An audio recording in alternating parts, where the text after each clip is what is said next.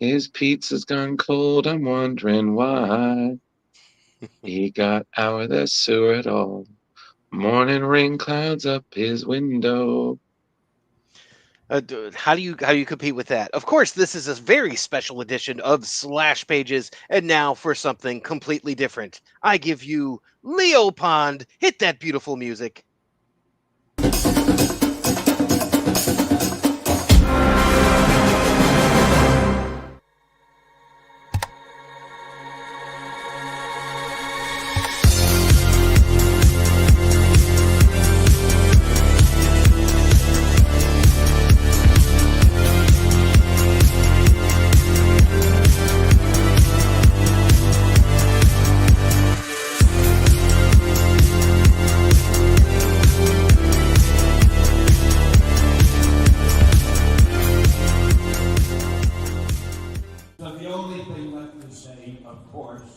Is the one obvious thing.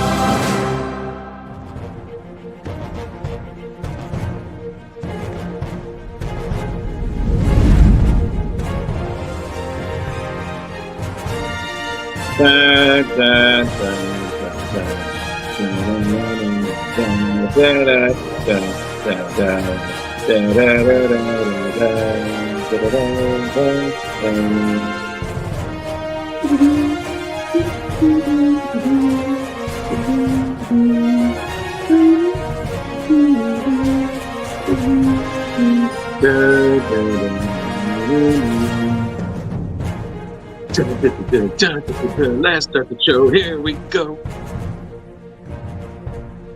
Thank you, Leo Pond. Everyone thinks because you're a zombie, you don't know good coffee. Well, they're wrong. There's only one brew that gets my seal of approval. Deadly Grounds coffee is my guilty pleasure. The aroma is so intoxicating. It brings all of my neighbors out of the woodwork. Deadly Grounds coffee. Coffee to die for and zombie approved. It's good to get a little deadly. Use the front door! Oh, they're so disgusting. Hey, welcome to Splash Pages. My name is Leo. I'm the monkey behind the keyboard here. We have an amazing show scheduled for you as always. Today's going to be a little bit different because our guests we're rescheduling, but we're still going to have a lot of fun. So make sure you stay tuned and with us. We'll kick it on over to Drew. How's it going? I'm fine. I don't know what more to say. You know, I feel weird. I feel like this should be a puppet. This is really odd. Aren't you the puppet? I mean, there's strings no puppet here. But it's Tuesday. It's raining. We needed it apparently. I don't know why, but it's Splash Pages. So thank you. We have an unusual show. So, Mr. Cooper. Yeah, I was just thinking I was doing my best George Perez impression in this shirt. So, I'm like, I'm going to draw 15,000 characters on this while we speak. So. Oh, nice. Here you go. Mr. Cooper. Yeah, thanks for having me. I'm sure there's not much in the ways of Ninja Turtle news, but, I'm happy to be here and talk about some comics. Yeah. Well, I mean, Leo, I'm going to be honest with you. I don't remember how to do this. We've just been so fortunate to have some creator after creator after creator for months now, if anything, with the occasional break, because we're human beings. We needed a break. And now I'm like, okay, here we are. We're doing the thing. We are, and also a lot of excitement. We're getting closer to Terrificon. So which all of us are going to be there, and they just keep on announcing amazing guest after guest. It's going to be awesome. This is going to be it's their 10th year at Mohegan Sun. Nice. And it's going to be madness there. It's going to be so awesome. I kind of, if I can pull this off, I kind of want to see about creating a Splash Pages bingo card, and I want to see, just things that happen, and I want to see who gets bingo. Or if we want to play the game, we could also do Yahtzee too. Jeez, I was thinking, what do you have people who've been guests on the show, and you go and you have them stamp the card, then they come back for a prize, or is it something different? No, it'd be more for just our amusement. It would just be things that I know are going to happen. Like a woman in a Harley Quinn cosplay? Well, no, more like More like somebody makes a reference to Leo about the Fantastic Four, or or oh man, I hope Mark Waid comes just so we could be like, Mark, can you tell Leo on camera? Oh about no. That'd be the best day of my life. Mr. Cooper, we have such plans. Should the markiest of Wades show up, you know what? I'll tell you in private chat, buddy, because I have an idea, and it is a glorious one. We wish to show you such delights. Yes, I make one flub on a show, and it like explodes in the. Okay, Leo, it's not just that you made the flub. It's that it has just become this unifying joke. Yeah, it's this thing. Of this. I love it. It could have happened to anybody. Justin could have called the wrong turtle by the wrong bandana. Oh, geez, like, oh yeah, you mean Ralph? Oops. Yeah. Leo, listen, I'm fairly certain that when there is a choice mistake, y'all will rag on me too. This is a sign of respect. This is endearment. It's just I feel every Fantastic Four trailer is just mocking me because it starts with "We all know who they are."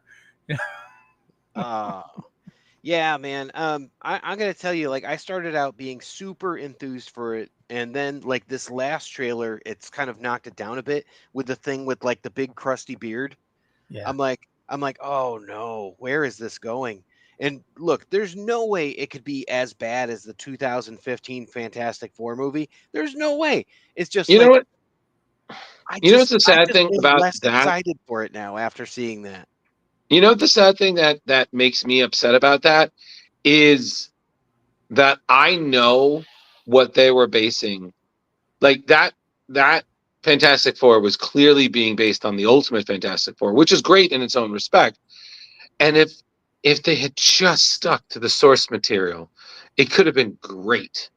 I like when Johnny Storm was pranking him and he glued all of those straws to his face, and then the thing wakes up and he's like, I've never had to shave like this. He's like, what am I doing?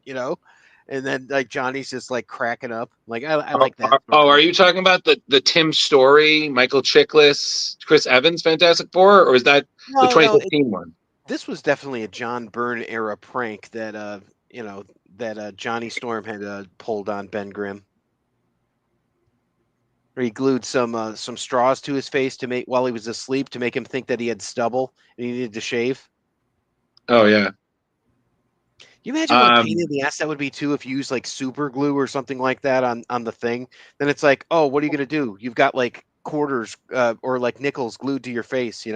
Maybe Reed has some sort of way to get him off, but I mean that would be devastating, wouldn't it? Yes, it would. Yes, it would. But yeah, but Leo's never gonna live it down, so it's fine. No, but it's regarding the movie though. We're still gonna see it. It's oh yeah.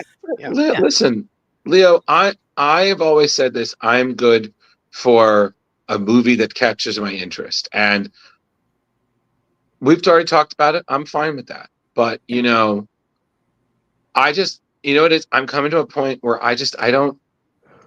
The drive is not there for me to be 100% caught up on every movie, television show, comic, and whatnot. Like, been there, done that.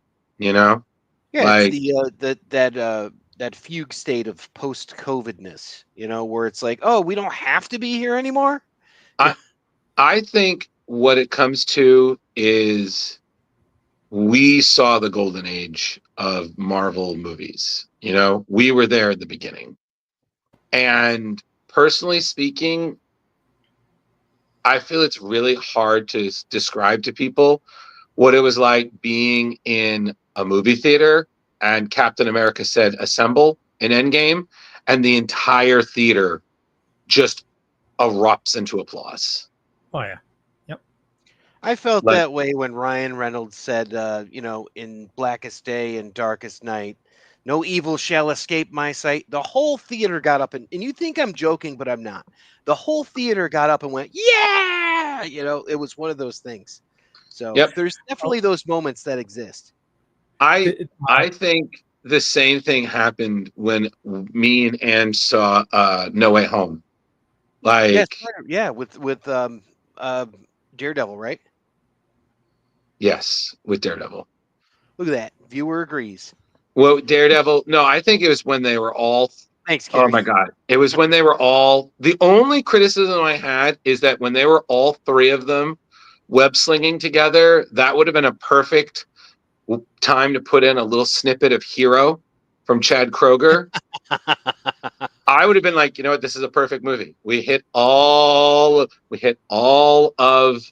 the pressure points.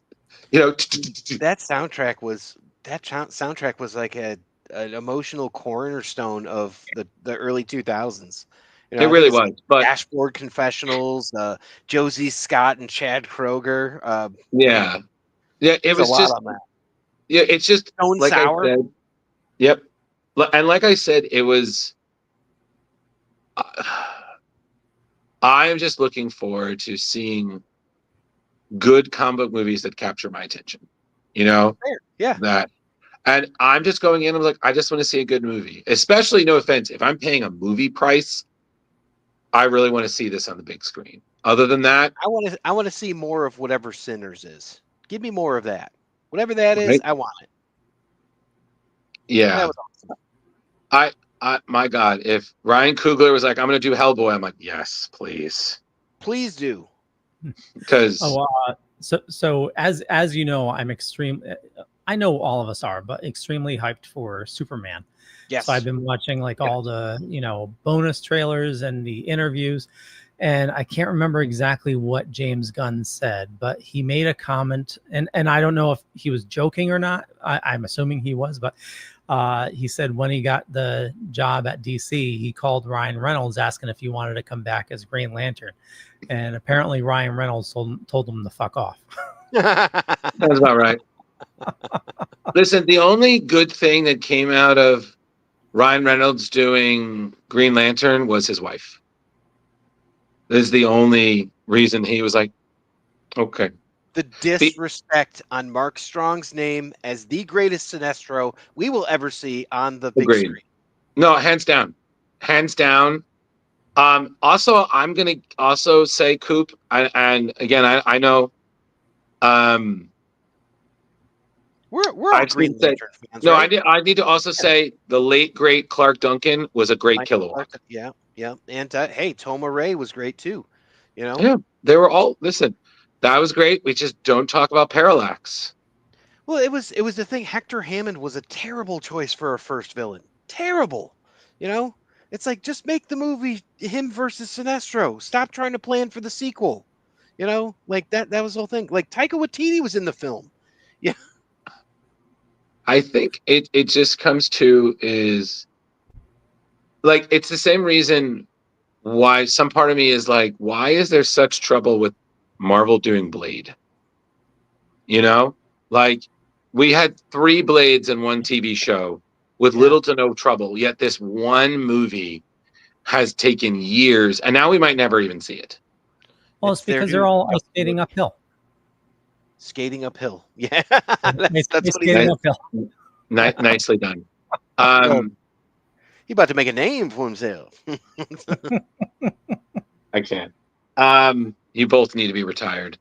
But yeah, and it's funny because David S. Goyer said, he was like, yeah, I reached out to Marvel or Disney. And I was like, hey, do you guys need help with this? Because I'm in. And they're like, no, thank you. And Yeah, I was like, because oh, they don't come want on, him to guys. retell an origin story again. I was like, oh, come on, guys. I mean, listen, Blade Trinity still hasn't aged fantastically, but wasn't that? I mean, but there's been worse. Oh yeah, I mean, look, it's like an early mid 2000s action movie. It is what it is. It's fine, you know. But I mean, like for this Blade, what are they going to do? Are they going to retread like everything? You know, they don't need to. And I mean that the funny thing is too, they're looking at was it Mahershala Ali, right? Isn't he like in his 50s? Ali, yeah. Yeah, and how old is Wesley Snipes? He's like 8 to 10 years older than him. Something like that. It's like just go with Wesley Snipes. That's fine. I don't know. But all right, so Are movies really the big thing though right now? You know, because it's like now we've got other things coming out. Like Marvel Rivals is killing it on video games. You've got Fortnite. You've got all these other things going on. It's like, are movies really the medium of choice right now? You know. Well, with Marvel, I think a lot of people are getting, a little tired because they've been pushing out so much content. You know, it's been great, but it definitely feels like it's getting a little bit tiresome with some of the stuff. Like Star Wars? I mean, yeah, like Star Wars. Yeah. Like, even with Star Trek, like Star Trek was going, full bore for a while. And then they took a break for a long time.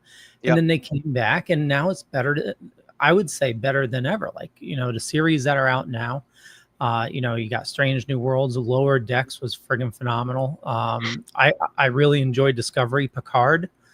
We're at a golden age of Star Trek right now, and they took I don't know how many years off, like 5+ years, with like no Star Trek whatsoever.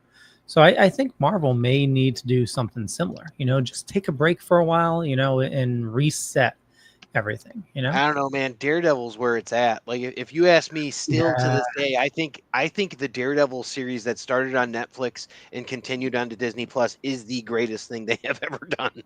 I'm like, I need to catch up so I can really sit down and watch it because you know how I am. I'm a completionist. Like if I can't just skip. I have to know what the fuck's going on so I can feel the emotional gravitas. Well, I would recommend watching it from the beginning because you're going to get a good idea of the relationship between the characters and all that. And everyone's like, oh, yeah, Matt and Foggy, or Matt and Elektra, or Matt and Karen, or Matt and Fisk. Yeah. But what about Matt and Novi? Or what about Matt and, whoever else? Turk, like that. There was a time that I would have cosplayed Foggy Nelson. I knew someone who was a really good Matt Murdock.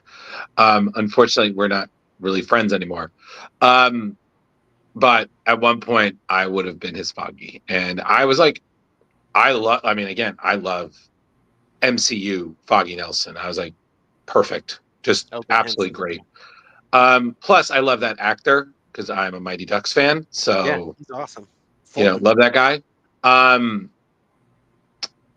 And yeah, I mean, like I said, when something is just done right, something's done right. And I love that for some people, Charlie Cox is the de facto Matt Murdock. And I'm like, great.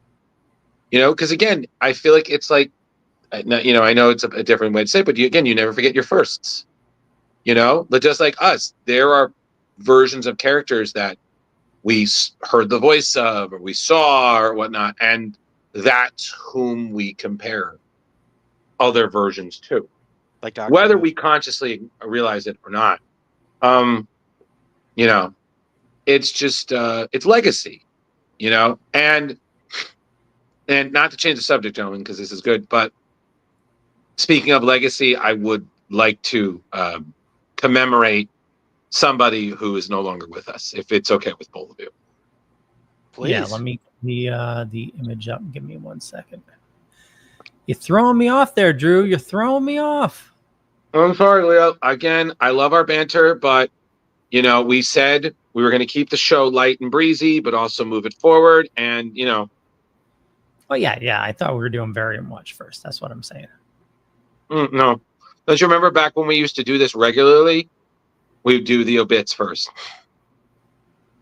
So everybody, we would be remiss if we did not acknowledge the passing of the late great Jim Shooter. As we found out from legend and frequent guest of the show, Mark Wade, posted Mr. Shooter passed away recently due to complications from, I believe it's esophageal cancer. And I mean, it's just been so crazy seeing all the creators from DC, Marvel, and others just posting such lovely things about this character who, admittedly, I would say, and I think you both would agree with me, had a bit of a polarizing opinion within comic book history, but still, regardless, a contribution that cannot be ignored.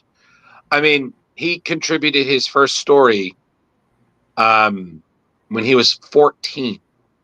You know, he was writing to DC. He was doing Action Comics, Adventure Comics, and then I believe he was doing Legion of Superhero. Yep. He created Karate Kid, Pharaoh Lad, Princess Projecta. He did the Fatal Five. Fun fact, Leo, he actually helped create the Parasite. Oh, really? Nice. Yeah. And it was Shooter and Kurt Swan who devised the first race between the Flash and Superman. Very cool. Yeah. So then later on, he, of course, worked at Marvel for a bit. Worked He in was Marvel. the architect behind Secret Wars, which is shown behind him. So Yeah. he did kind of emphasize the commercial era of Marvel too. And but he, like Drew was telling me earlier, like we could see Secret Wars there next to it as Daredevil. He was also at the head of the helm when it was the Frank Miller and then eventually the Ann Nocenti dark era of Daredevil, which is held up on such a high pedestal by most. He was the guy that said, "Yeah, I'll let this go through." Well, the thing being is, especially Coop, is that Shooter being like in charge of the creative decision making in Marvel when it was their headquarters was in New York. You know, he had a very strict style. Yeah. And through that style, he saw the books maintaining a strict deadline, new titles, developing talent. I mean, Chris Claremont, John Byrne's run on Uncanny. You had Byrne's work on Fantastic Four, Frank Miller's series of Daredevil, Walt Simonson's Thor, Roger Stern on Avengers and Amazing Spider-Man. You know, he even brought Marvel into the specialty shop market with Dazzler. You know? Yeah. And I mean, you think about the graphic novels, like the big ones, like The Death of Captain Marvel, God Loves Man Kills. You know, all of this stuff that happened during this time. Yeah. You know, so Dazzler the movie, which is what I thought you were talking about. So, but yeah, like absolutely in Micronauts and you know all the tie-ins that they had, like Star Comics and stuff, like Thundercats and I don't know the Paw Paws, whatever. But yeah, Exactly. like all of these ideas, and it's like yeah, he was really integral for a lot of the things that were successful about comics in the '80s. Absolutely. I mean, that, and then of course, like Coop said, Marvel Superhero Contest of Champions, Secret Wars. He had even had the other things. Now, again, it is true that again, while he did work well with some, of course, there were some that had issues with his strong control and adherence to deadlines. So there are a few creators that were very much at Marvel who then went over to work for DC for a bit. Yeah, it's like I said, he was there until I think like the late '80s. He had then him and Marvel had parted ways.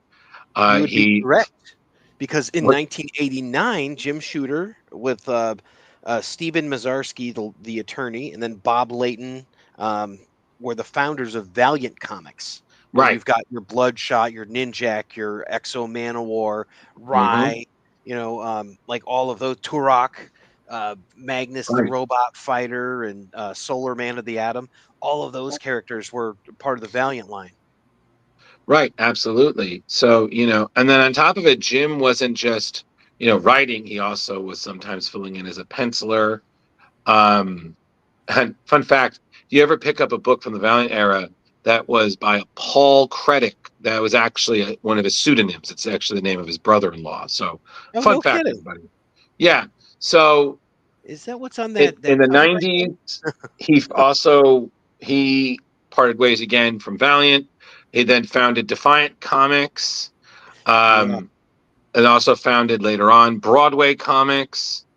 I do remember Broadway. I remember reading Fatale. Yeah, and then even returning to Valiant, which was then called Acclaim Comics in the brief '90s. Yeah, and then you had that. You had Illustrated Media. He came back to DC in the mid 2000s to write a volume of Legion of Superheroes, which was I remember that. That was a big deal. yeah, it was a huge I deal. think they brought back was it Jeff Moy to do the art on that? So, something like that, I believe. And then I know he had like, yeah. What's let me ask you this, Drew. What's the Ghostbusters connection to Jim Shooter? Oh fuck! I know this. Fuck! Why do I know this? Leo, I know you're not going to know this, but I have to put him through his paces here. I see. This is what I enjoy about you, buddy, is that you keep me on my toes and you keep me learning because You're going to slap yourself. You're going to face palm because you're going to know this as soon as I say, who published the first Ghostbusters, the real Ghostbusters comics? It was Marvel Comics. It was Valiant Comics. Valiant, right? It was Valiant. I'm sorry, you're right. I like the second you said that, my brain's like, it's Valiant. You jackass. Yeah, 88 to 91. Yeah, 88 to 91. And apparently also Jim had a hand in for Man of Steel. He didn't contribute to it creatively, but being an editor, he did have quite an influence over that reboot of Superman. Yeah. Oh, wow. But so basically Jim had, again, quite a mark on comics and whatnot. And yeah, I mean, again, he was still working as a consulting editor and freelance writer for Illustrated Media as late as 2023. You know? Oh, no kidding. Yeah, man. He was doing the thing. And I mean, he's got quite a few credits. And I regrettably saw him at conventions. I never had anything for him to sign, which is surprising. Seemed like a really nice guy, very good to fans. And yeah, it's just seriously RIP. Thank you for your contribution to comics, sir. What were you going to say there, Justin? I was just saying he looks like he was a tall guy, like 6'5" or something like that. Yeah. Imposing gentleman. Imagine him standing over Denny O'Neil. You know, you can't say that in my comic. Dear God. But yeah, but like I said, Neil Adams flipping him off. Dear God. But like I said, you know, rest in peace, sir, and thank you for all you did in comics. Good show, sir. Good show. Good idea. And yeah. Yep. All right. Well, we got that said and done. We remembered a great legend. Because as the Goonies taught us, legends never say die. Sure. That's what they said. That, I mean, basically.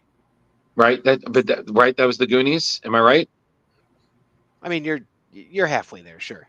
I think it was Mel Brooks who said, it's good to be the king. There you go. But I thought the Goonies was like with the little blue kid that always wanted to go home, and it was part of Star Wars. Wow, little blue. Wow, that's so much. That's. Are you talking about like what's his name, Vance Rebo or something? Well, he's a Max Rebo type of character. Max Rebo, yeah. He did nothing wrong. He was just a house musician that got caught up in intergalactic crime drama. Okay? I will stand by that till the end. We don't know what he was doing behind the curtain. He could have been, dealing death sticks. You don't know. Okay, listen. That man is from the beloved planet of Eiffel 65, and he was just blue. Okay? You stop it. All right, but Holy I smokes.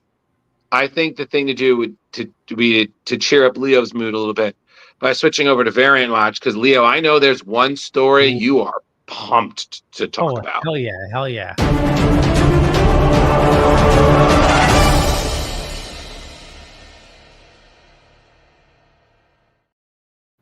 Okay, I am as you said, I am super pumped about this. We have Lee Bermejo news, and as y'all know, I'm a huge Lee Bermejo fan. I collect everything he does. If you don't know his work, I mean, obviously, you know, Batman Noel. He had a Joker series, and Batman the Damned. Batman the Damned, yeah. Also, he does a ton of variant covers for Batman. We know, Superman. Leo. Oh my God, look at that. Yeah. That is awesome. That's And, part of Hush too, right? Yep. Beautiful, Leo. Yeah. So for those of you that aren't following him, he is going to be doing another character, not part of DC. And let me bring it up right here. Give me 1 second here. He is making the jump over to Spider-Man. So look at that. Yeah. So Marvel just announced something incredible for Spider-Man fans. So we're actually on the road to Spider-Man 1000 right now. And they're going to be celebrating this with a cover project that's going to be incredible. So starting in September with issue 11, which is actually going to be issue 975, superstar artist Lee Bermejo is creating variant covers for every single issue leading up to 1000. So that's going to be 25 covers total and showcasing key moments from Spider-Man's history. So his hyper-realistic style is perfect for this project, they said. Bermejo's grounding Spider-Man is realism while keeping that amazing fantasy feel. He's always wondered how the web shooters work or where the mask connects to the costume. And it's that attention to detail that makes his art extremely compelling. So the series starts with Spidey's origin and covers the first encounters with iconic villains. Spidey's editor Nick Lowe nailed it, saying Bermejo can take something we've seen a million times and make it feel revolutionary. Having him chronicle 25 of the most important Spider-Man moments, that's going to be comic book history in the making. And the countdown starts this September. And yeah, so we have, I believe, 4 covers to go over. Yeah, and that's wow. Yeah, Doc Ock. Ooh, that's a nice take on the Lizard. brutal. Yeah, look at that. Oh, look at that one. Also, if you want to be on the lookout for it, he did recently do a Spider-Man #1. Beautiful. Yeah. So yeah, I think this came out about a month ago. So definitely hunt it down. But yeah, I'm super pumped for that. What do you guys think? Outstanding. Listen, Lee Bermejo can do no wrong. And it's funny because I enjoy his hyper-realistic style, but I think he does something that I feel is a reference to a forgotten Spider-Man show. I don't know if you guys remember that. I think it was like in the 70s, there was a live-action Spider-Man. Oh, yeah. We all remember. Yeah. Oh, well, do you remember? Well, do you remember that that because technology was not there yet, that his web shooters were on the outside instead of in? Yep. Whenever I see Lee doing his, that's what I feel like his is a reference to. Yeah. Well, even this cover here, when I first got it, it totally reminded me of the 70s Spider-Man. Yeah, I could see that because of the mask with the smaller eyes and things like that, especially. And the shooters, it's gorgeous. And just his hands like touching the glass is so. Yeah, it's really something special. Like when he does that, it's great. There's a couple painters that are of this caliber, and I mean for me he's up there with Alex Ross. Totally. Oh yeah. Listen, if we ever have him on the show, Leo is going to lose his mind. Yeah.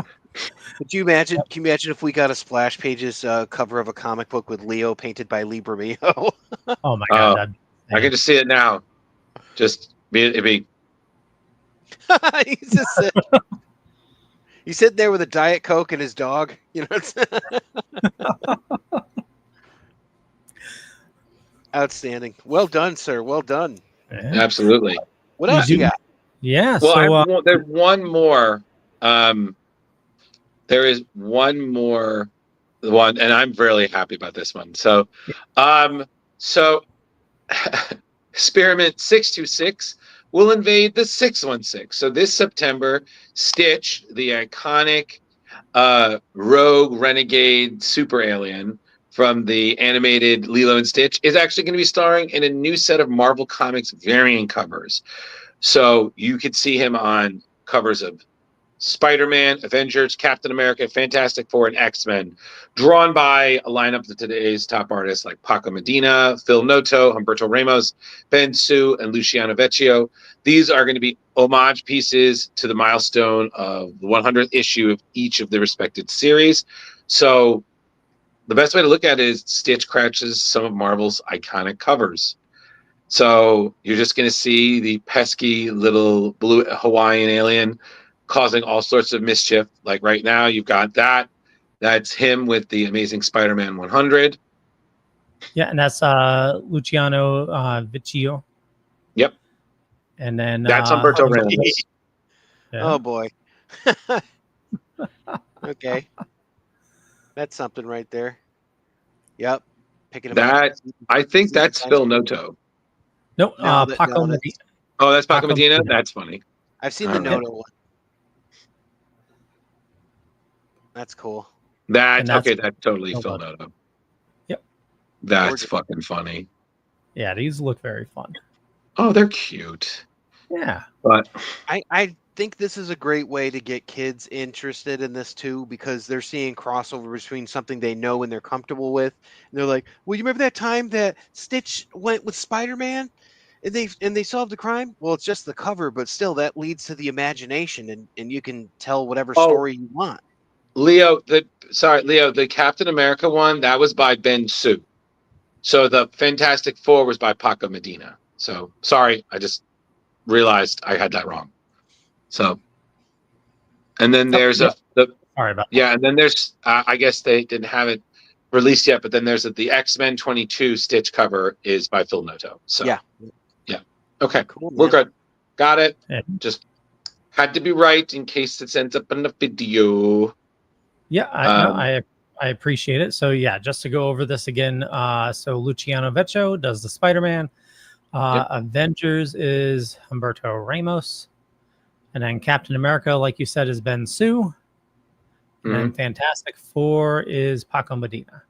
Awesome Yes, sir. stuff. I mean, it's really cool too to see all these characters. Like the Red Ghost is on this character, in one of the apes. It's like we haven't seen him in years. It's a 1960s character, There you go. I think the Tinker's on there,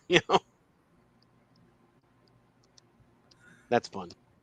There you go. But And these are coming out starting September 10th. Cool. there you go. But yeah, man.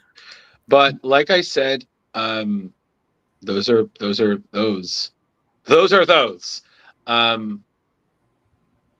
But I think it's also time to talk about other things in the nerdy world, Leo. So Drew's News. Exciting tales, fresh comic views. In the pages, heroes fly, villains fly under the sky. From Gotham's dark to Metropolis views, we cover stories old and new. Drew's News, your daily source for comic clues. Join the fun, it's a heroic cruise in the world of Drew's Comic News.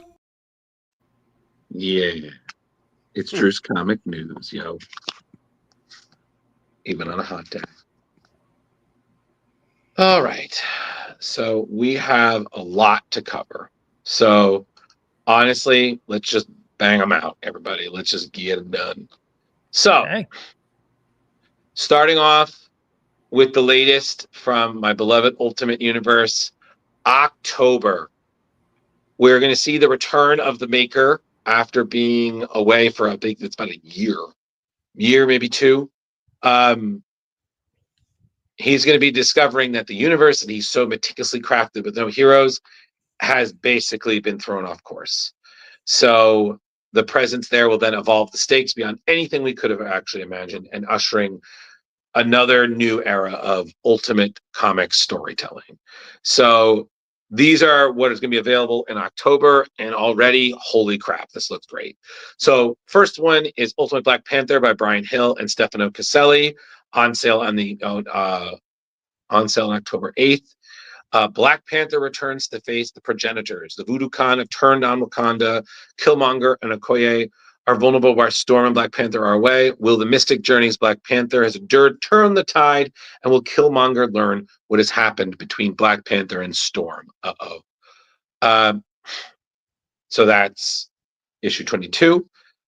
Next one up is, of course, my favorite, the gem of the Ultimate Universe, Ultimate Spider-Man, written by John Hickman, art and cover by Marco Cicchetto, on sale on October 22nd, the last will and testament of blank. Huh? Oh boy. Is that Green Goblin on the cover? Who is that? Yes, that's Harry Osborn, the Green Goblin. Nice. Yep. And then the next one will be the conclusion of the latest miniseries, Ultimate Spider-Man Incursion issue 5, written by Dennis Cam and Cody Ziegler, art by Jonas Schaff, and of course the cover by Sarah Pacelli. So the ultimate exit, a showdown with the Maker's Council. Clock is ticking for Miles to escape the Ultimate Universe with his sister. How will Miles leave a mark on this Ultimate Universe, and how will it leave a mark on him? Don't miss the exciting conclusion and what it bodes for the future of both universes. And of course, if you're interested to see how Miles deals with its shocking aftermath, you can see that in October's Miles Morales Spider-Man issue 39. Wow, Awesome. how many universe has Miles Morales has he escaped at this point? 2, 3, easily. 3? This will be his third? 3, probably. Yep. And then next after that is Ultimate 17, which, wow. Dennis Camp, Juan Frigeri, and Dyke Rowan doing the cover, on sale October 22nd. We might be seeing this universe's Ultimate Fantastic Four. So now that the Ultimates are using the Immortus engine to its full capacity, Doom's dream of the Ultimate Fantastic Four may finally be realized. And if you remember Dennis Camp and Phil Noto's, I believe it was issue 6 of Ultimate, that origin story has such a heartbreaking tinge to it. So the fact that this might be happening is a big freaking deal. Next up is Ultimate Wolverine issue 10, written by Chris Condon, art and covered by Alessandro Cappuccio. This is on sale October 1st. So Wolverine versus Omega Red. Eurasian Republic leaders have learned that their prize weapon has joined the opposition, and he's about to burst out a secret weapon when Omega Red comes to reclaim him. So very exciting. Yeah, and of course, Joker smile in the blade there. It's pretty cool. There you go. And then, of course, Ultimate X-Men issue 20 by Peach Momoko. Also on sale October 1st. Regroup and the future of the X-Men. The X-Men lick their wounds after the climactic battle against the Children of the Atom. But what is Armor's fate, and what happened to her when she chased Shadow King into the astral plane? So this is all coming out October 2025. So if you're already buying these books, maintain course. If you haven't, catch up and then maintain that course. Nice. And how long do you think the Ultimate series is going to go? I don't know. They keep talking about it's a possibility that it's going to end in October with the return of the Maker, but honestly, I just think it's just going to be the closing of one chapter and the beginning of a next one. Nice. I still can't believe that you run this show and you don't even talk about the DC books. Where are they? Why are we always talking about Marvel? Where's the DC books? I want to hear about Green Lantern and the Flash and Constantine. Where are they, Drew? He has something Um, against DC. You know, I have nothing against DC. They just do not put out news. Coop. Oh, okay, that's fair. What have you even like? Oh my Jeez. God! Did you not see him? He just harumphed me so hard. He was like, Did "How Leo dare just you!" glitch? Yeah, Leo was about to harump me. Did you read History of the DC Universe? Yes, I Issue did, Leo. But again, news. We've covered when that was a thing. Yeah. New stuff, buddy. Not, oh, hey, this cool thing. Okay. And it was great, by the way. So let's not even go there. Well, All there you right. go. Oh, there you go. There you Oh, go. he got the cover. Yep. Yeah, I was going to cover this during Variant Watch. This is the Milkbone issue. Where'd you get it, and how much did you pay for it? No, I- don't tell me. I got a raw copy for $40. Jar Jar says they're going graded for 600 right now. Wow. Yeah. Very nice. Good dog. Get out of here. That's good stuff. Okay. So next up, I think this is me. And let's see, we have 4 pictures. Okay, so we are returning to Battle World, because Marvel is going to be bringing back the Secret Wars concept this September with 5 issues, a 5-issue series called Battle World. So we got Christos Gage writing, known for his work on Superior Spider-Man and the Avengers Academy, and Marcus Toe on the art as well. He's from X-Force. And Gage is a huge part of Secret Wars. He's a huge Secret Wars fan from the original 1984 series. So he's bringing that energy to a new take. So here's the setup. Heroes and villains get pulled in from across the universe, across the multiverse, actually, onto a patchwork battle world to fight for their timeline survival. Gage has chosen characters dealing with guilt, mistakes, and tragedies that they need to overcome. So we have 4 covers to go over right now. This one's by Mark Bagley. Is that Quasar? I believe so. Yeah. This is gorgeous artwork. This is Bagley. Wow. Bagley, yeah. Greg Land. Beautiful. Yeah. Mhm. Yeah. Rod Rice. Oh, wow. You sure that's not Phil Noto? My note said Rod Rice. I don't know. That's gorgeous.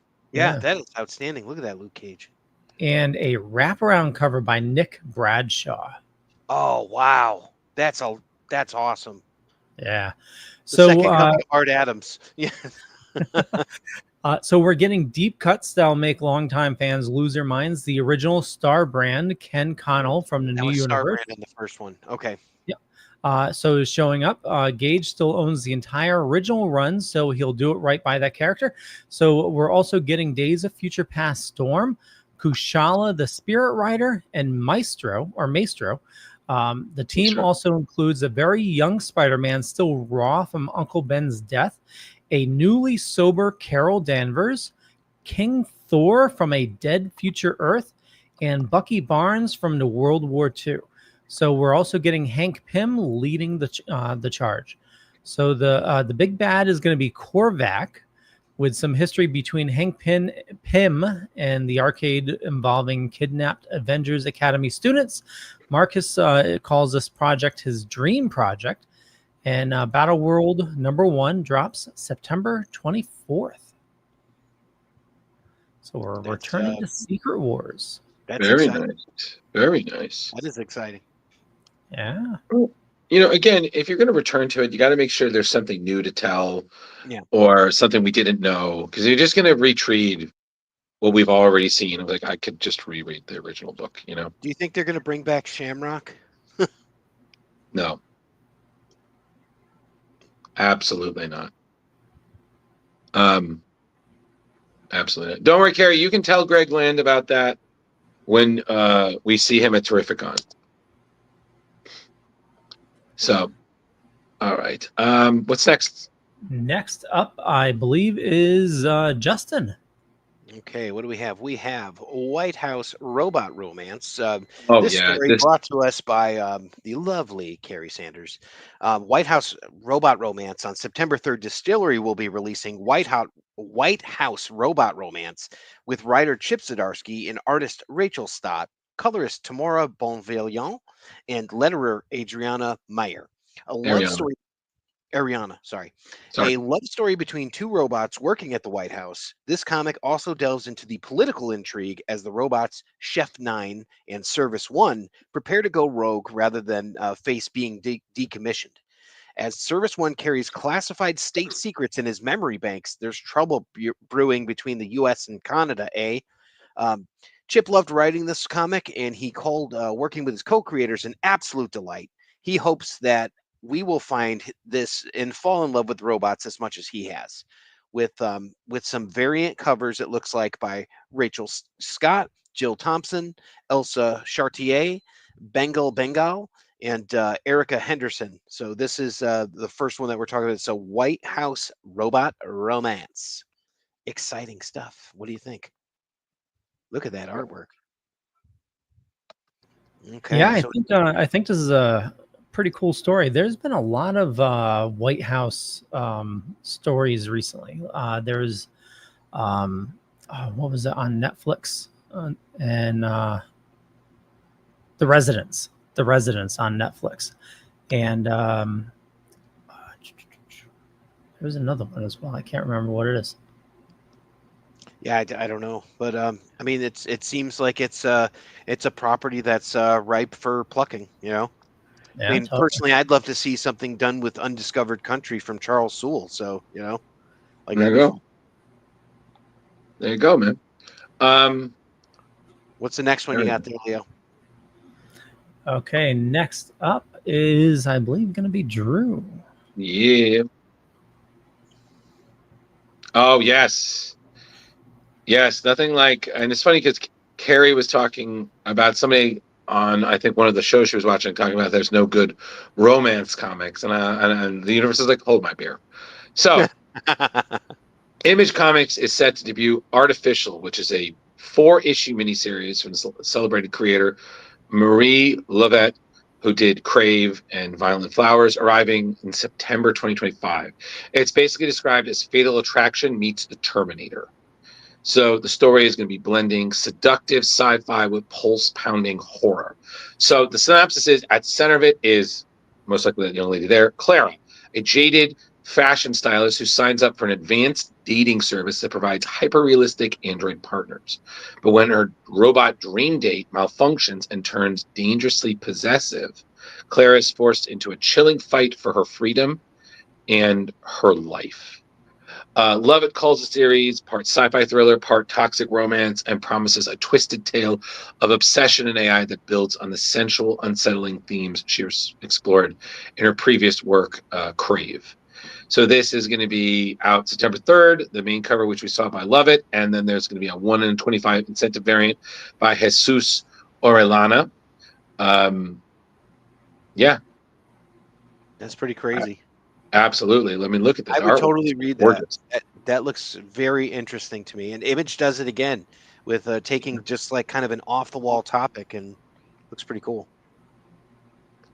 Yeah, absolutely. I was like, wow, this sounds really intriguing. Like, I'm definitely going to look at that when I see it come out. But yeah, I was like, Fatal Attraction me the Terminator. I was like, son of a bitch, I'm in.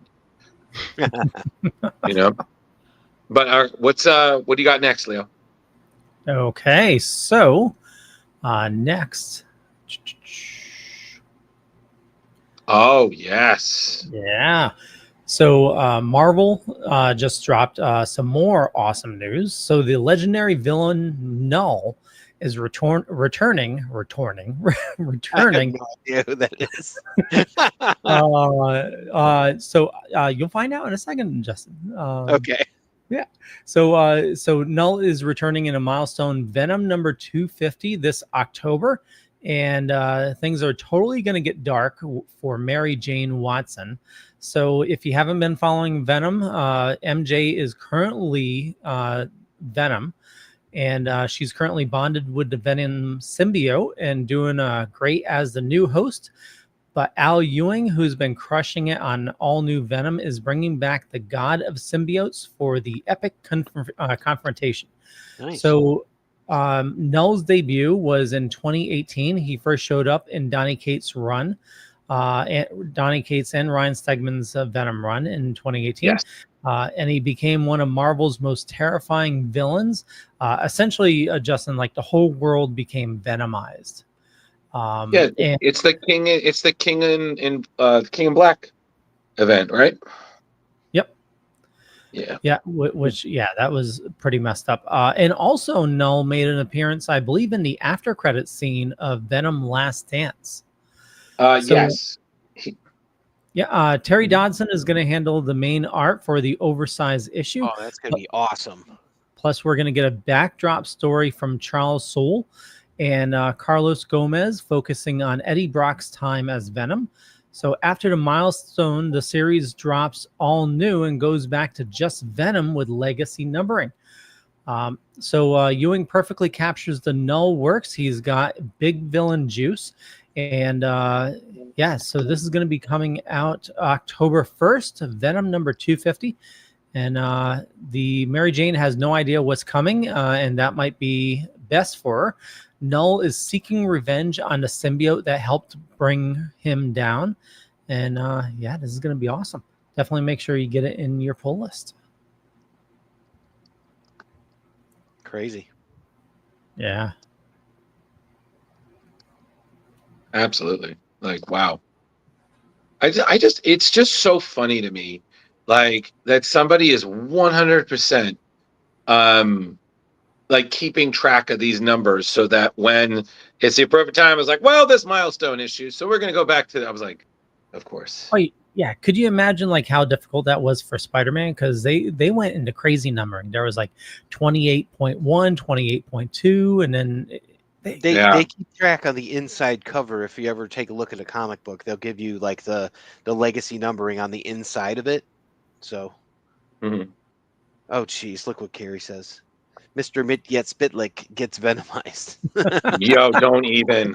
It does kind of look like that, doesn't he? So I was thinking he just looked like the characters from Crimson, you know, if you remember that one. That goes way back. I think the next one is me, Leo. What do you? Yeah, totally. And I'd love to see Venom wearing a little Mitzoplistic hat. Oh yeah, the hat, little purple hat. All right, this would be. Oh yes, this is great. This is I'm cool. glad that I looked at that because that's the other one down here. Okay, so we have in this one Blink and You'll Miss It. Boom Studios is releasing a new series, Blink and You'll Miss It, written by Ethan S. Parker and Griffin Sheridan, with art by Keith Browning and colors by Brad Simpson. You catch the preview over in AIPT Comics. The story features a small town where two girls, Melody and Jessie, fell in love in their youth. Melody is still back in Perennial Harbor, while Jessie worries about her as reality is starting to break down, sending Melody into the past as Jessie tries to come back to save her. Can Jessie get to her in time before she is erased from reality altogether? Find out August 6th. And the book is called Blink, and You'll Miss It. It's exciting stuff, huh? Can't wait. This looks great too. Yeah. Boom Studios is killing it again. Yeah, what I love about these books is, you know, they're definitely trying to cover like all aspects, you know? Yeah. It's like comics, you know, we talked about like a golden age. There's really something for everyone nowadays, you know? Everybody should just be enjoying comics because it's just an incredible medium. In these independents too, it's like if you're like me and you're kind of bored with the Avengers and like most of the stuff from Marvel and all that, and I admit it, I'm really bored by a lot of those. That's why I love the independents, and I can go and I can read about something that's like maybe I do want to read about like these girls that were in love that like have to go back in time to save themselves. It's like Twilight Zone with this gorgeous art and the coloring. Man, that looks fantastic. Or maybe you're like Kari and you want to be scared half to death and hear about crows eating out people's eyeballs and robots falling in love with people, right? That's stuff like that. The most incredible story that I've read was independent, and I still can't find it. A friend of mine gave me a book Well, he let me borrow his comic in high school, and it was a totally unique story about the old adage, like you have a baby cow, you lift it every day, and you grow as the cow grows. Like you grow in strength. And he lifted it every day and became like the superhero from his own willpower. And I've been looking for it forever, and I still can't find it. But it was just an incredible storyline. Yeah. I thought you were gonna say Bone, Jeff Smith's Bone. And I'm like, Oh, wow. with Grandma Ben lifting up the cow and such. So I think it's always so funny that there's always like a book that you never like. I don't know where that, like, you read it as a kid and then you can't seem to find it, and you're like, dude, what's going on? I know exactly what you're talking about. And mine was the Ninja Turtles Meet the Viking Heroes, by I want to say Stephen Charbonneau. And I'm like, this is a fever dream. This doesn't exist, and nobody had it. Nobody had heard of it. And then I'm like, oh my god, I found it. It's crazy because it's like these independent characters that you have no idea about. You never see or hear from them ever again. And then it's like, did Leonardo really just put a Dateline Ted Koppel poster up on the wall? Did Michelangelo go crazy because someone melted his surfboard? What the hell's going on? So, yeah, I get it. It's like sometimes you're like, was that a fever dream? Yeah. Wow. It's real. Yeah. Or is it Memorex? Yeah. Maybe she's bored with it. Thank you guys. Ridiculous. Right, Next story, please. Yep. There you go. This looks like This is me. Yeah. This is me, because I'm just all about the loving tonight. All right, so Voyeur, because it wasn't steamy enough with that first one. So Voyeur has been described as a steamy art heist thriller from Lee Williams, who's worked on X Factor, Gotham City Sirens, and David Baldeón, who did Harley Quinn, Domino, with colorist Eva de la Cruz and letterer studio and World Design.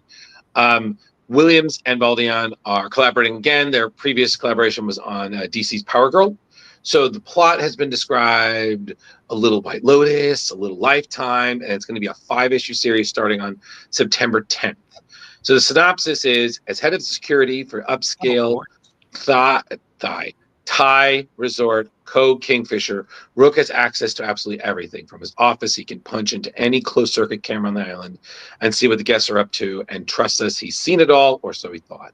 When Madeline, right, as seen there, arrives, she instantly captures Rook's attention, and she just as quickly catches on to his game. Madeline not only picks up the fact that he's spying on her, but when she confronts him at his hobby, she realizes he's not who he says he is. She knows he is at the resort to rob it of all its valuable art, and she wants in. This is very much like Dirty Rotten Scoundrels, isn't it? Yeah. So basically, Williams explained she's written Cape Comics for Marvel and DC. She was writing fan fiction and AO3 and Wattpad, and then she was in film school. So this just unifies everything. Baldeón has described this as a sought-after change of pace, a challenge in terms of comic making, a whole new course as a writer, an adventure with a fantastic partnership in every front of the creation. And of course, as you've seen, the variant covers are stunning. There was 2 open-to-cover covers by Paulina Gauchot. You had Emmanuel Lupacino there as well, and then there was also a limited edition variant by Yannick Paquette. I mean, they're all beautiful. So. Yeah, it's like Art Nouveau style, like the French artwork. It's stunning. Yeah, absolutely. Yeah, absolutely. Did you guys watch White Lotus? No. Are any superheroes in it? That's good. No. I've heard it's good, but I don't know. It's really good. Yeah. Good. Uncle Rico's in it, right? Uncle Rico. Yes. John Grice. I don't know. What do you got? What's the next one here? Next one is, I believe, me. Yeah, go Leo. Ooh, scary. Okay, so here They're we not getting go. my coffee. So this September, Marvel's going all out with something we've never seen before. Marvel Zombies is getting a red band, and it's exactly as intense as it sounds. So this 5-issue series comes from the writing duo of Ethan Parker and Griffith Sheridan, making their Marvel debut, with art by Jan Bazolda.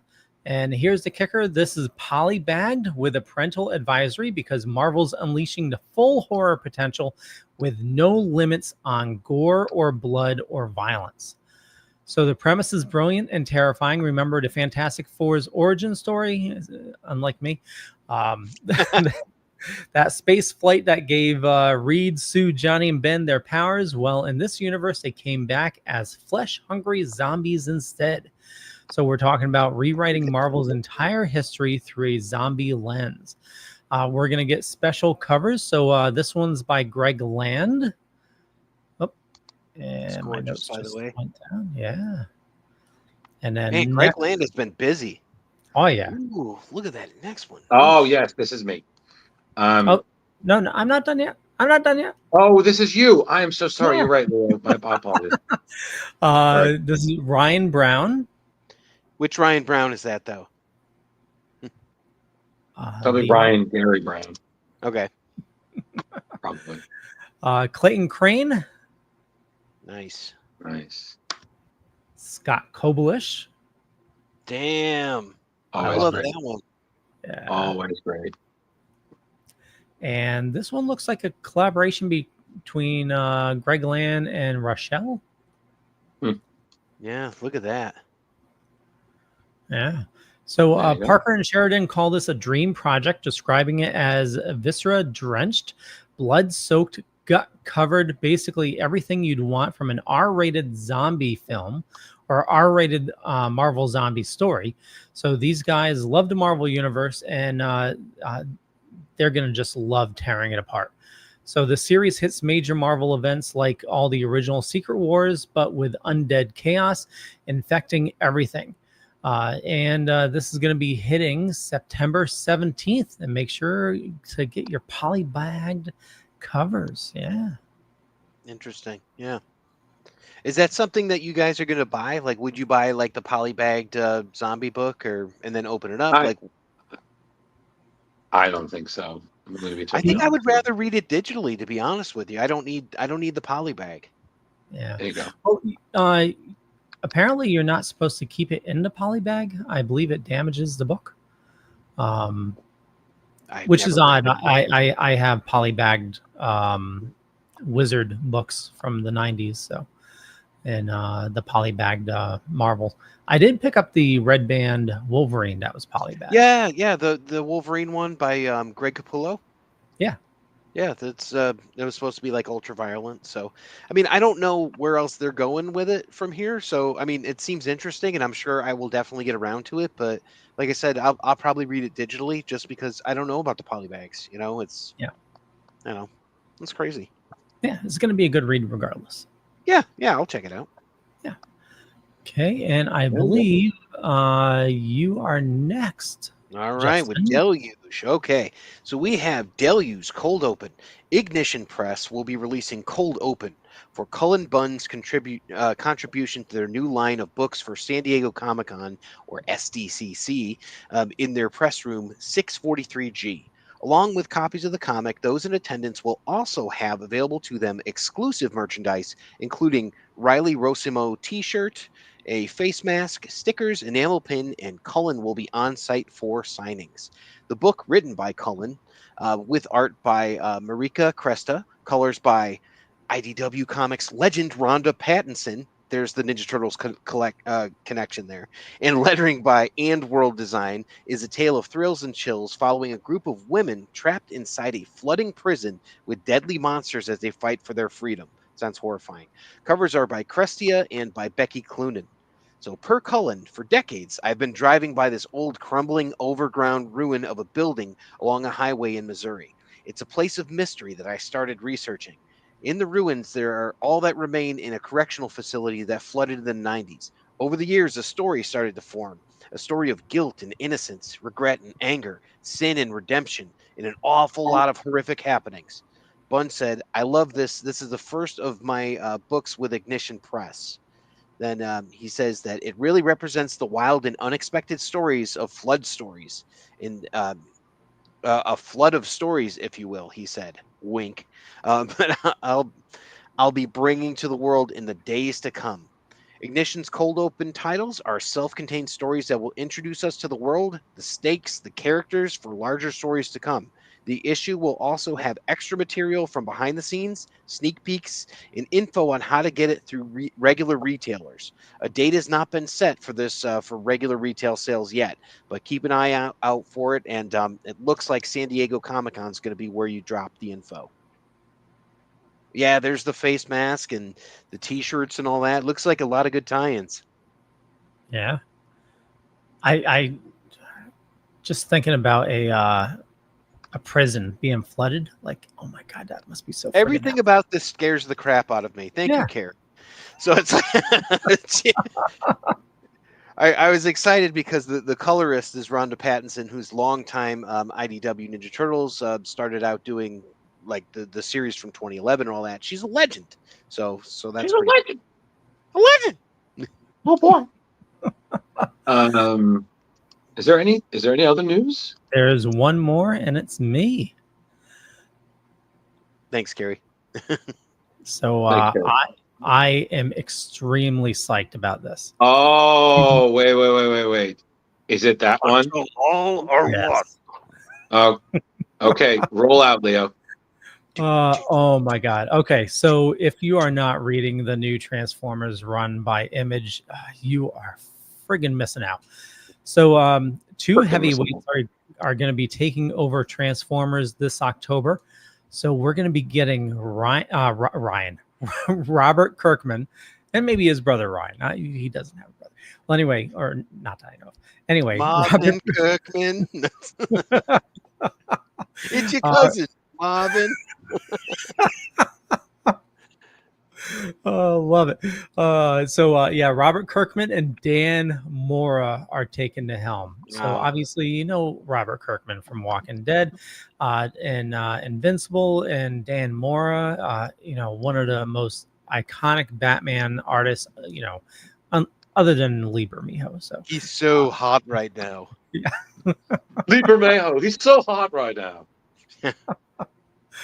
So they're going to be taking over Transformers with issue number 25 this October. So this is absolutely huge, not just because of those two people, but because Daniel Warren Johnson just wrapped up what may be the best Transformers comic run ever. So he literally won the franchise's first ever Eisner Awards for Best Writer, Artist, and Best Continuing Series. And, also like issue 1, I think they're up to the 11th printing now. I need to read this book. I really so friggin' good. I've heard nothing but awesome things about this and Void Rivals, and it's like, you got to check it out. It's like, oh. Yeah. It's absolutely amazing. So Kirkman's been following the series since day one, and he couldn't resist jumping in. He's calling these some of his all-time favorite characters and says this world's been a part of his life forever. When Kirkman gets that passionate, you know it's going to be special. So, and Dan Mora is a perfect partner for this. He's been killing it, obviously, on Batman, Superman, World's Finest. And once in future, his clean, dynamic style, perfect for the giant transforming robots. So the synopsis is mysterious. Optimus Prime facing challenges closer to home than ever imagined, with the Decepticons' fate hanging in the balance. Kirkman and Mora promise surprising new chapters in the War on Earth. Johnson's final issue drops September 10th. Then Kirkman and Mora roll out October 8th with issue 25. Nice. Oh my God. And look at that David Nakayama cover there, where you've got, it looks like Optimus Prime, and you've got Wheeljack, who's my favorite Autobot. And I don't know if that's Jetfire or something up there, but man, that's cool. Actually, I think those are the Seekers. Yeah. I wasn't sure if that was Laserbeak or who that was, because that's not exactly what Starscream looks like. Oh, actually, it could be the aerial bots. That's what I was thinking. I'm like, Yeah. that looks like Jetfire Because Superion is currently in the run. or Silverbolt, maybe. Who knows? Yeah, Silverbolt. Yeah. And I think. God, we're nerds. Yeah. Nerds. How do you put up with us, Drew? So we're geeking out about Transformers. I am also a nerd. Yeah. And I This is bad comedy. like to party. Yeah. No, I mean, honestly, you guys are great. And plus, I've dealt with weirder nerds, so you guys are tolerable. Well played on those stories, gentlemen. That's exciting stuff. Well, again, Coop, that's the thing. I guess I was like, oh, there's nothing to read. I'm like, you clearly are very nearsighted or need to talk to your optometrist because your bifocals need a strong prescription. There are so many good books out right now. And it's hard to keep up, Yeah, absolutely. There's so many, like there literally is something for everybody out there. So that's why, again, if you're not feeling the big two and you just want to peruse the the world of booby books. Yes, those. You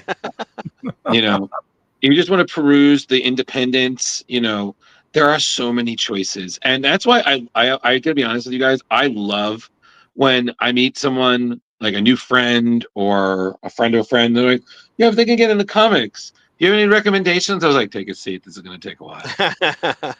And I feel like Simonson store. It's like, calm down. I feel like it's like beautiful minds. I'm just like, give me a marker. Said, well, if you're going to live with this, and I'm just, before I know it, I'm just like, where did 3 hours go? 3 hours of bliss. That's a great question, though. If you were to recommend a story, maybe just like one story, it could be a book, it could be an arc, it could be anything. What would you guys recommend to someone who's just like, yes, I am thinking that, like just to Kingdom Come? You would recommend Kingdom Come. I would recommend Kingdom Come. That's the one that made me a DC fan right there. That and Crisis on Infinite Earth transformed me from the X-Men loving Marvel fan to a DC guy. I honestly, Kingdom Come. Either Kingdom Come or, you know what? I'll give you one better. Kingdom Come or Marvels. Marvels is a great one too. Yeah. Marvels, absolutely. Yeah. Marvels is really good. Yeah. Kingdom Come is incredible, but for somebody just getting into comics, do you think that is a good place to start? Yeah, absolutely. Well, I think just in terms of the story, Leo, I'm going off of something that's gripping, and I feel like you could, the way it's told, you can know who it is. That's just. I say it's good, Leo, just because it's like my limited experience with DC was literally like my friend telling me about it, and I had the card series and all that, so I had a vague idea of who everybody was. But you don't know who Von Bach is. He's a new character. You don't care who Captain Comet is. You just know he got killed. It's like spoiler alert. But it's like that kind of stuff. I think so also, gentlemen, it helps when you know who. It helps when you know what they're talking about. Like it depends on the genre as well. So I think that's what it also really comes down to. I'll hit you with one that you're going to find rather unexpected. I'm going to hit you with Terry Moore, Strangers in Paradise. If this is something you're just thinking about getting into comics, you want to know what comics are capable of, you want to see something that is a well thought out story with characters that you're going to care about, and I think that would be a great place to start, and that's for anybody, and Terry Moore's an excellent storyteller, excellent artist. I'd say check that out. So I'd say Strangers in Paradise. Chirp, chirp, chirp. Okay. Don't worry, Mr. Cooper. Don't worry. You can tell Terry Moore all about that when we meet him at Terrificon. I will be happy to. I know you will. Leo, what's your choice? Are you picking this new Transformers? Is that your choice? Well, I'm gonna throw several at you. Definitely. If you want to look at, if you want to look at new stuff, definitely the new Transformers. is just, if you're a Transformers fan, is amazing. If you're a superhero fan, I would say World's Finest with Mark Waid and Dan Mora. That kicks off just amazing. If you're looking at older stuff, being a DC guy, definitely, like the Venom storyline with in Legends of Dark Knight, Year One. Yeah, I mean, I would say start with Batman, but it's yeah. I was trying to avoid that, but Invincible also. Yeah, Invincible's pretty damn good. Absolutely. It's hard to argue with that. So Yeah, that's cool. But also, I feel like I'm a little scared, but I feel like I want to try to do. Kari had left us some of her Kickstarters to do, and we're going to really do our best to cover them. Did she upload the images for those? I believe so. Because they weren't in the download that I took down.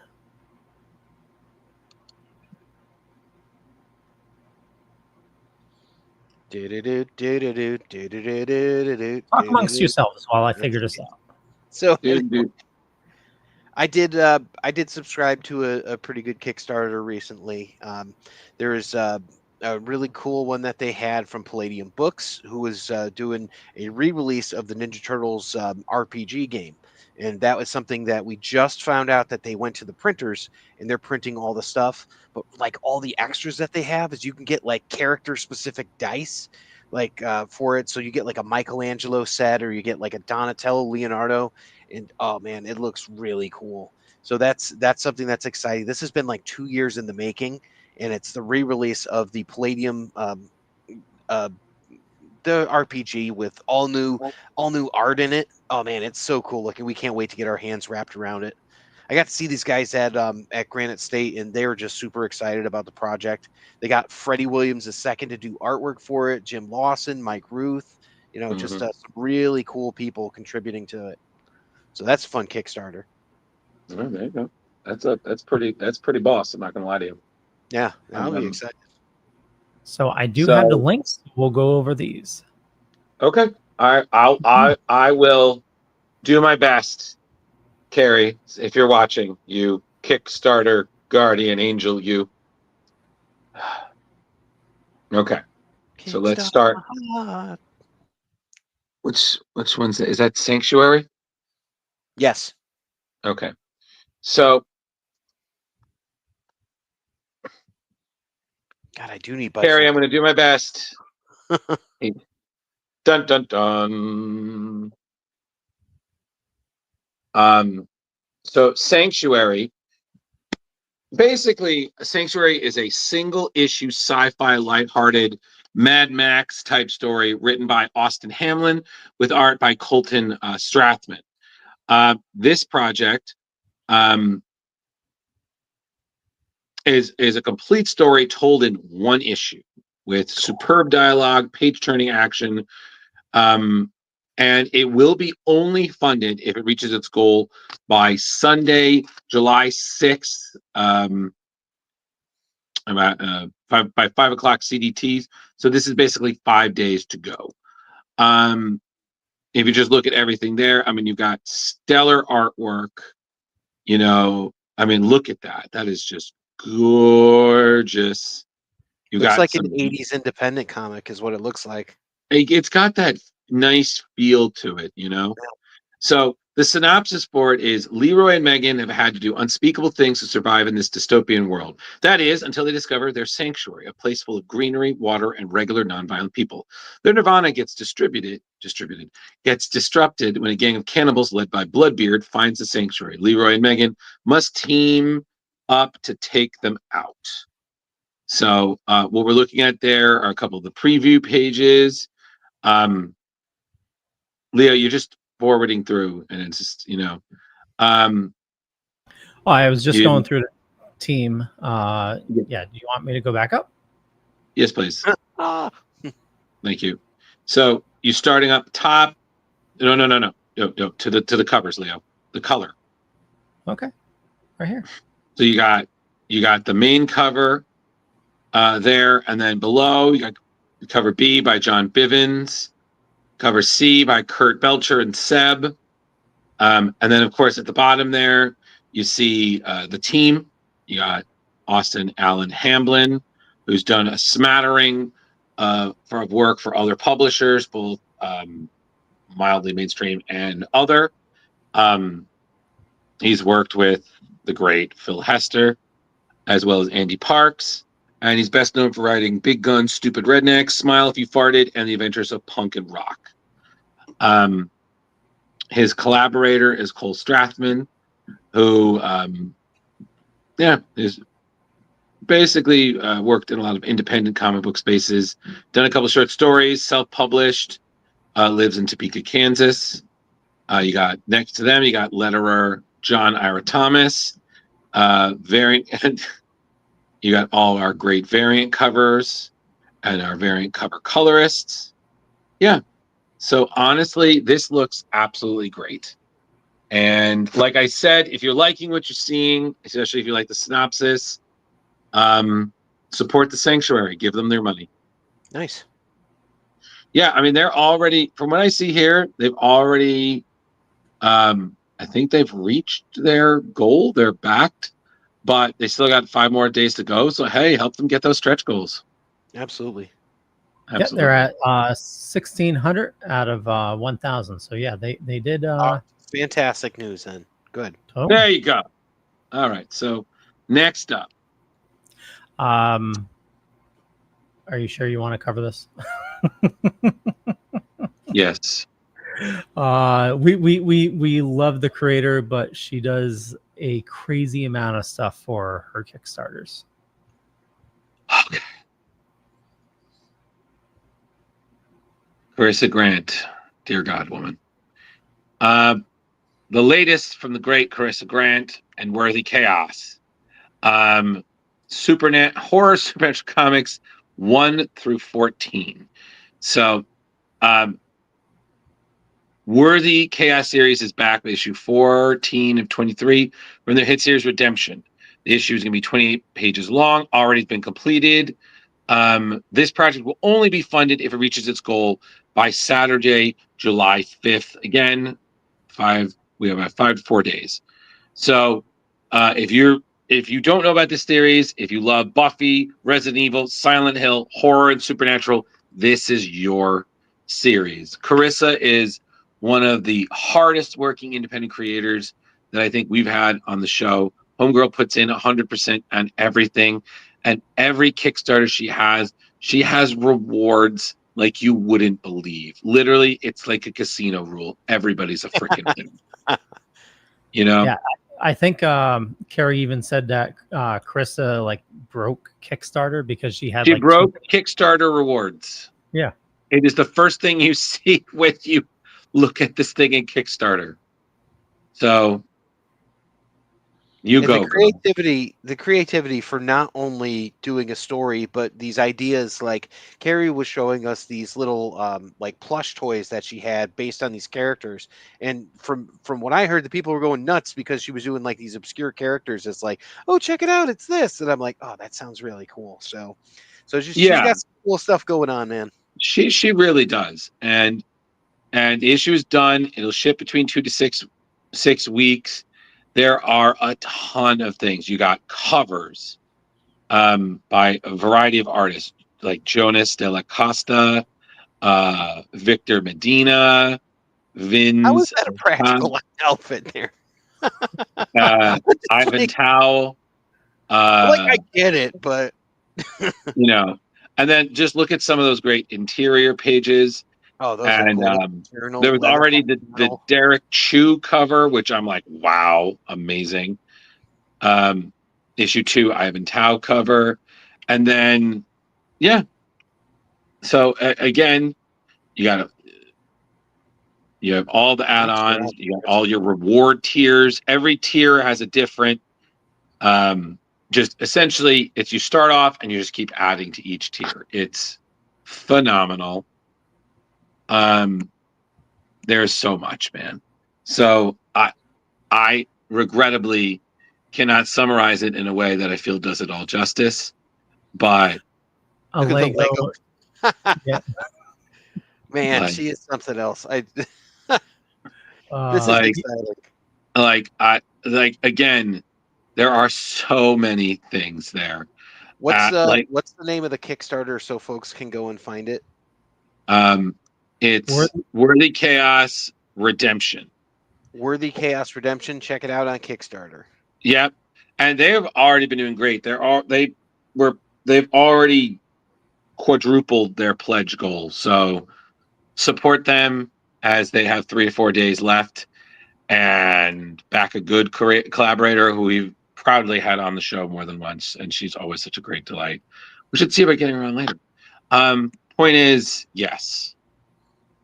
So I did it, Leo. I did it. You have one more. I have one more. Are you sure? I feel like there was I've two. never heard of either of these people. No, Yes. Well, people, if you enjoyed Kick-Ass, you might enjoy this book, Psychic Sam, by the co-creators of Kick-Ass. You have Mark Miller and John Romita Jr. There's really nothing more we can say about him, but besides this series. So Psychic Sam.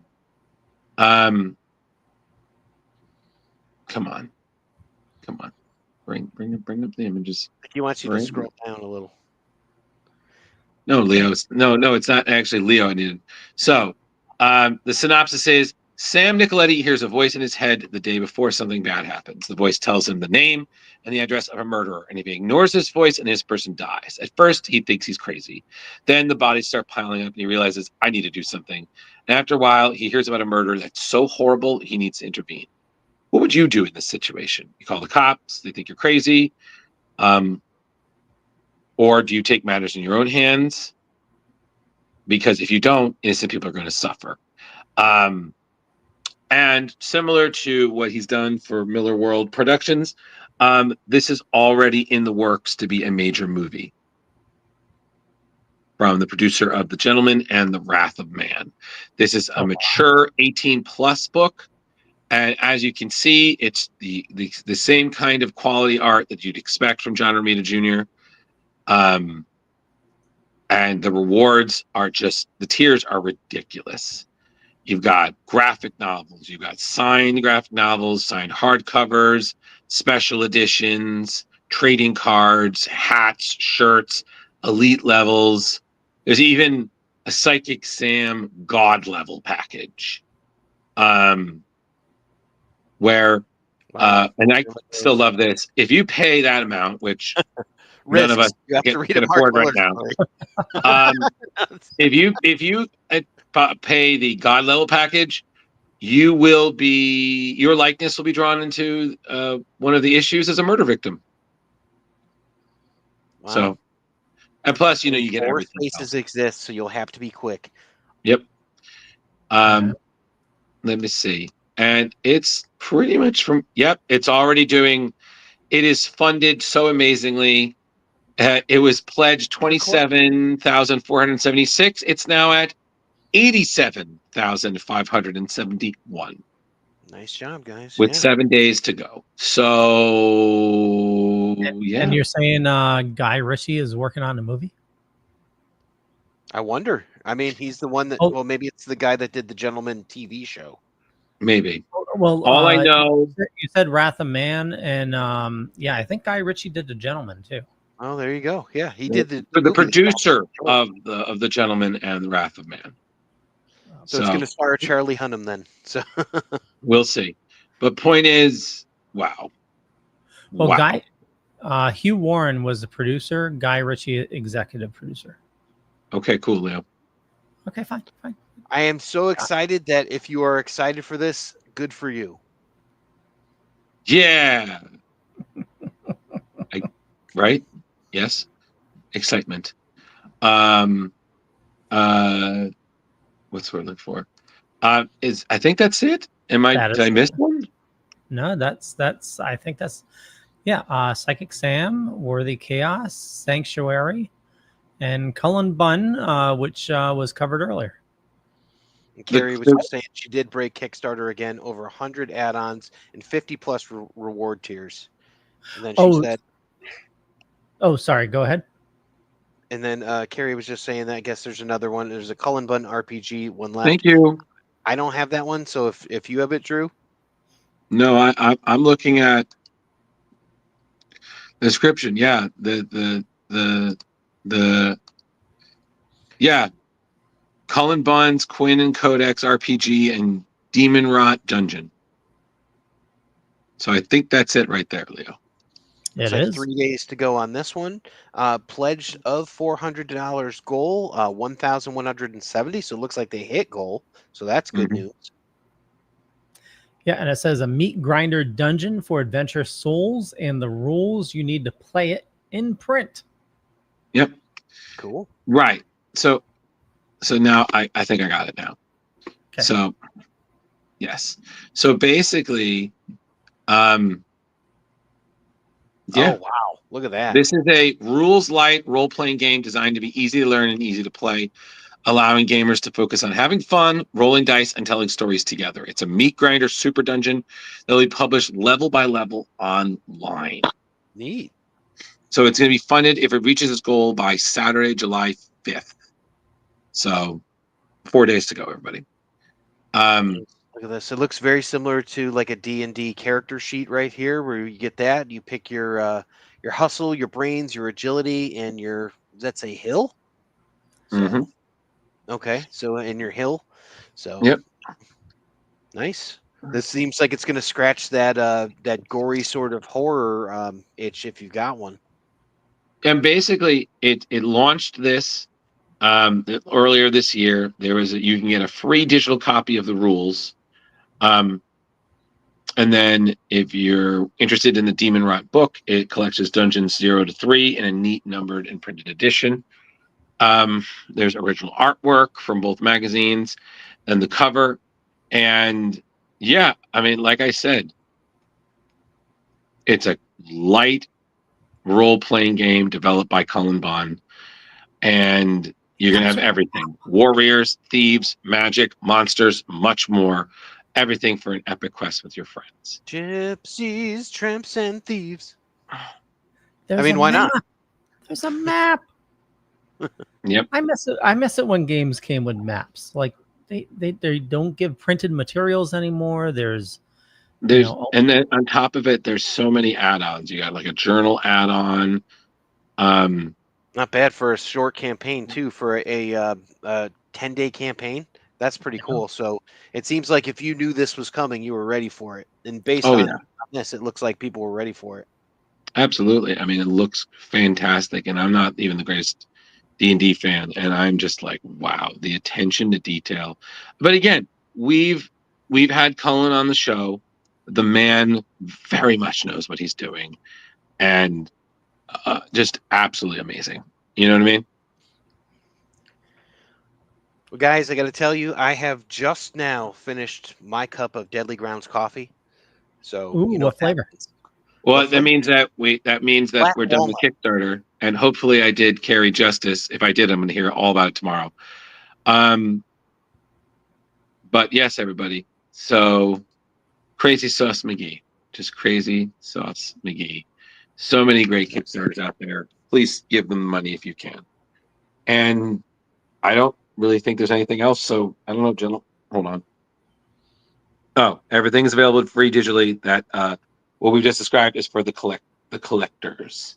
That's so people like Kari. Yeah. All right. So with that, guys, I think that's everything. Unless there's other news that you wanted to talk about. So do you want to just call it? We can call it. I want to thank everybody for watching this fine evening. You know me, you know how to find me. Just, check the show notes up above or down below.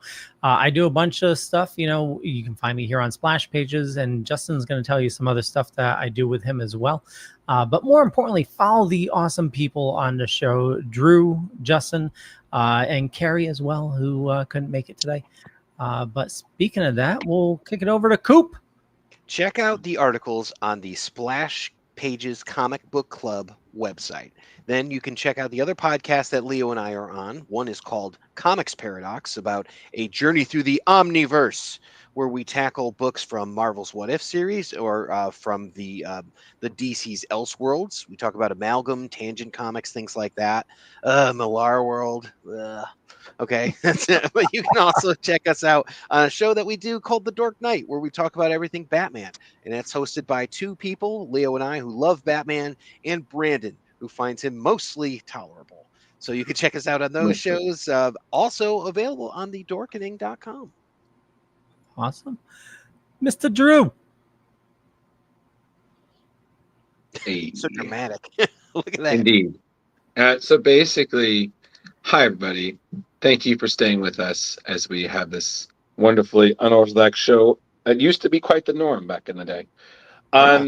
If you need to chat with me, I'm Drew Mollo on Facebook, Ghostbusterman1984 on Instagram.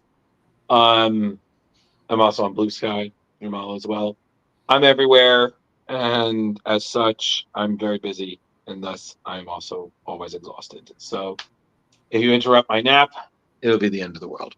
But until then, leave a message after the beep. Beep. Beep. All right. Oh, Leo, we should probably mention who our guest is for next week. Oh, who is our guest for next week? Well, I just also realized my hair is like totally crazy, and I just poked myself in the eye. Oh my god. Fuck. Drew's views are obscured by Drew's fingers. Yeah, so basically, everybody, we were originally going to have Saladin Ahmed. Unfortunately, there was a scheduling conflict. You couldn't make it. We're going to try to get him on the show. But next week, we have a very special guest. We're going to have the man himself, Mr. Mitch Halleck, the organizer and creator of Terrificon, will be coming on to talk about the upcoming convention that we're all attending in August. Cool stories that he's been up to, his opinion on pop culture, history, just general greatness. It's always wonderful having him on. And anytime we do, it's usually to remind us that it is a month until the convention. So it's that time of the year, everybody. So if you have not picked up your ticket for Terrificon, do it now. If you have not subscribed to us on our YouTube, hit the subscribe button. Follow us. Laugh at our antics. We're crazy. And overall, go forth and conquer. Bye. Bye.